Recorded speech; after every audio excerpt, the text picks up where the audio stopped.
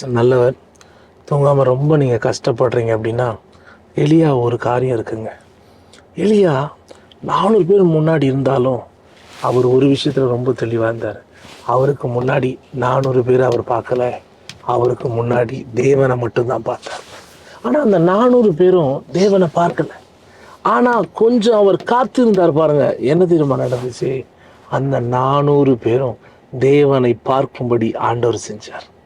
ஒரு வேளை உங்கள் வாழ்க்கையில் சில நேரத்தில் தேவனை மற்றவங்களுக்கு காட்ட முடியாமல் இருக்கும். உங்கள் கூட இருக்கிற அந்த ஆசீர்வாதத்தை, உங்களுக்கு இருக்கிற அந்த நிம்மதியை, உங்களுக்கு இருக்கிற சமாதானத்தை மற்றவங்களுக்கு காட்ட முடியாது.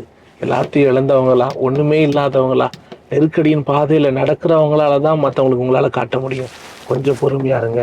உங்கள் நிலைமையில் ஆண்டவர் ஒரு அற்புதத்தை செய்வார். நிச்சயமாக சொல்கிறேன், கண்டிப்பாக செய்வார். என்னுடைய மகனை கர்த்தர் அப்படி தான் கொடுத்தார். 1497 நாட்களுக்கு பிறகு கொடுத்தார். உங்கள் வாழ்க்கையில் கூட தாமதத்துக்கு அப்புறம் வானத்திலிருந்து மழை இல்லை, அக்கினியை வந்து நிரூபிச்சது. அதனால் நிம்மதியாக படுங்க. கீழே லிங்க்கில் 10 ஜெப குறிப்புகளை கொடுத்துருக்கேன், மறக்காமல் அதுக்காக ஜெபம் பண்ணுங்க.